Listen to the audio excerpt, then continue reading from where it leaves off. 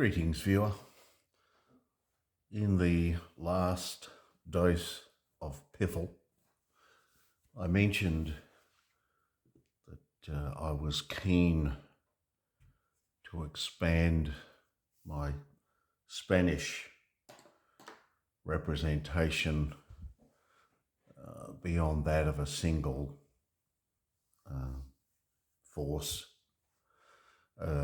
being used as an adjunct with the British to its own small but playable size, inverted commas, army.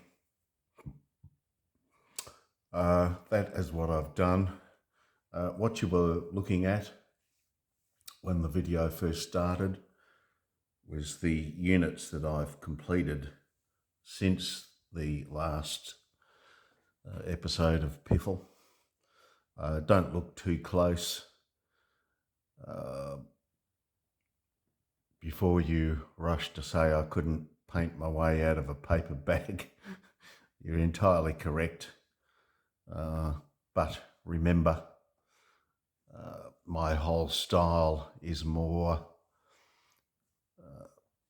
impressionist, like a big 6mm army.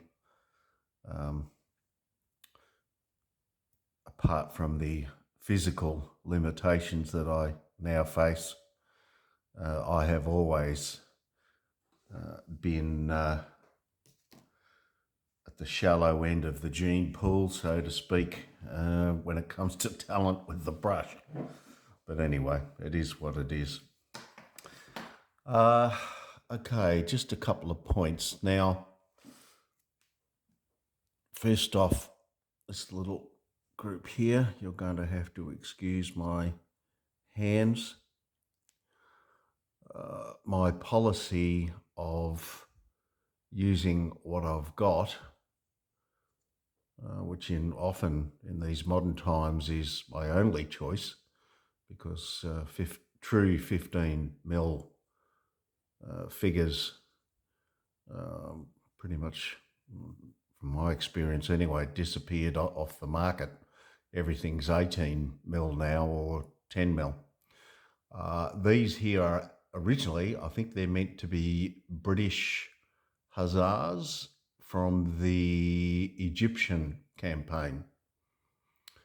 My good friend Dave gave me a few bags of those particular figures. Now, I was inspired to paint them up as such, as a Spanish unit based on, let's see if we can get it. Okay, this particular picture here. Now, obviously the shabarak, the horse cloth, isn't quite right compared to those figures, and my figures don't have a little plume that I could have painted, but otherwise, to all intents and purposes, fairly close. And that's meant to be a Trooper Daroca Aragon Hussars, 1811-13. So actually a bit later than the period I've tried to model my Spanish army on. Now that's from a Armies of the Napoleonic Wars, an Illustrated History, editor Chris McNabb. Got to confess, I was a little disappointed with this particular book. Having said that, some excellent illustrations, probably lifted direct from Osprey. But otherwise inspirational. A unit of pretty much bog standard, bog standard dragoons to go with them. Black facings. Again, the command figures are actually from that British exhibition, British Egyptian force packs, whereas the actual troopers are proper 1980s, 1990s, second gen minifig Spanish dragoons. Also completed were these two units here. Again, sharp-eyed people of you will notice that the rear rank are definite Essex Spanish figures, whereas the front rank, the chaps here in the overcoats, of course, are actually early war French. But as you can see, the difference is, I mean, there are obviously differences, but at this scale, yeah. I've never been going to do either an Egyptian campaign force or forces, and I was never going to use those early war French. It would mean having to create an entire new early war French army, so I have unashamedly used what I've got to hand for the Spanish. Again, apart from the lack of suitable 15mm figures that match size-wise or style-wise, even back when they were available, there really wasn't that much Spanish available. These here, again, these are actually British figures from the Egyptian campaign, painted up as Spanish. And likewise here,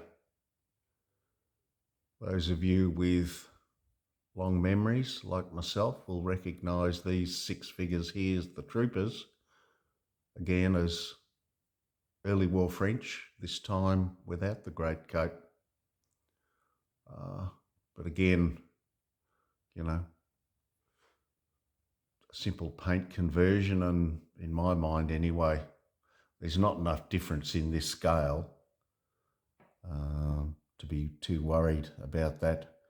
Plus, I think the notorious button counters, of which I confess at times I am, I don't think we often give enough credence to the references that point out that after 3 or 4 weeks, pretty much everyone's just a dirty brown colour, and the troopers would grab pretty much whatever they could in the way of uniform as bits and pieces wore out, were damaged, etc., etc.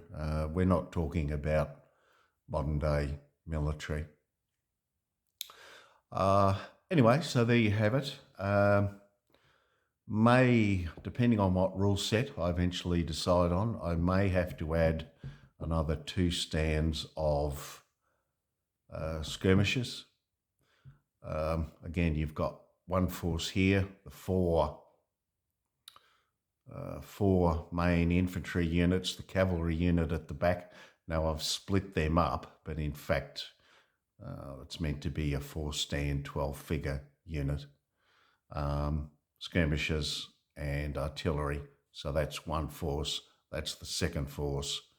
And then at the back, at the back here, just a very small reserve force, Spanish heavy cavalry and combined grenadiers.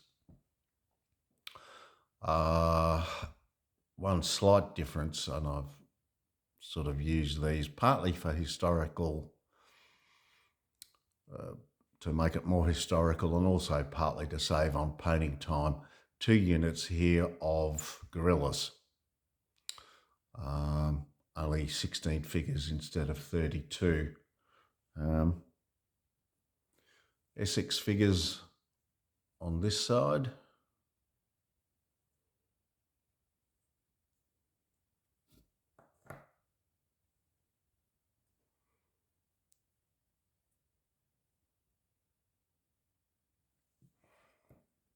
And good old minifigs, second gen, over on this side.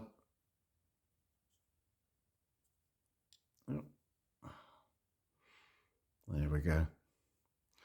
So yeah, just a small force so that if I wish, I can have a bit of a Spanish and French battle with obviously a small French army. Okay, I think that's all. We'll leave it there, just a short update. Coming up, 15 millimeter Napoleonic count. Number 2, I'll do a big count and the whole, we'll review each and all of the armies.